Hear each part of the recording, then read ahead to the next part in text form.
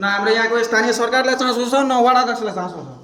कारण टोयलेटको अवस्था हेर्नु, टोयलेटको यति पैसा खर्च गरेर लगानी गरेर यस्तो अवस्था रहेछ।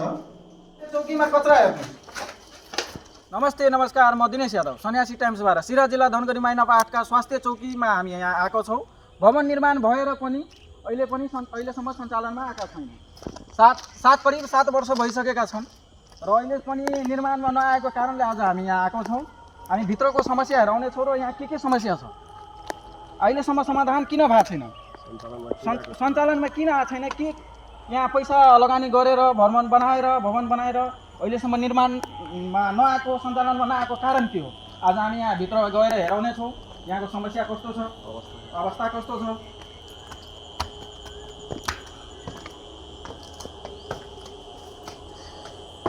न यहाँ सरसफाइ गरेछन् न के गरेछन्। स्वास्थ्य चौकीको हाल समस्या हेर्नु।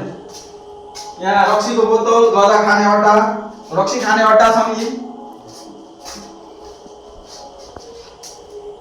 हामी यो कोठामा पनि हेराउनेछौँ कस्तो अवस्था रहेछ। यहाँको अवस्था पनि त्यस्तै छ। कहीँ बिरी फालेछ, कहीँ बोतल फालेछ, प्लास्टिक फालेछ।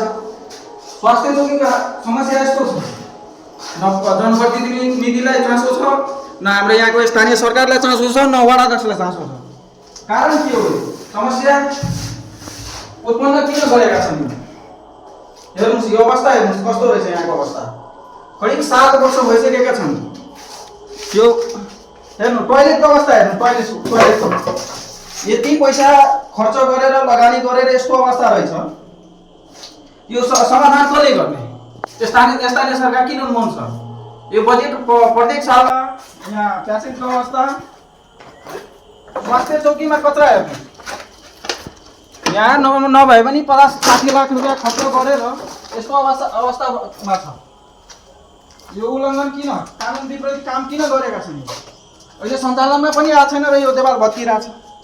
कस्तो सिमेन्ट युज गरेको होला, के छ यहाँको समस्या। पैसा खानुको लागि मात्र बजेट ल्याएको थियो कि सञ्चालन गर्छ कि। न यहाँको अवस्था त्यस्तै छ, न के छ। फ्यान कसको लागि हालेछ यो हेर्नुहोस्। देवालको अवस्था हेर्नुहोस्। त्यो फ्यान चाहिँ कसको लागि दिएको छ यहाँ। जब यो सञ्चालनमै आएको छैन भने यो पैसा किन खर्च। यत्रो घेरा, यत्रो बाउन्ड्री किन दिएका छन्। बाटो छ कि छैन यहाँ। यस्तो अब हामी बाहिरको बाटो पनि हेराउनेछौँ कस्तो छ अवस्था। स्वास्थ्य चौकीमा पनि सरसफाइ छैन। कहाँ सरसफाइ हुन्छ। स्वास्थ्य चौकीमा नभई कहाँ सरसफाइ गर्छ। हेर्नु यहाँको अवस्था। कहीँ रक्सीको बोतल फ्यालेछन्, कहीँ उता भित्र गजाको बिउ छ, गजा छ।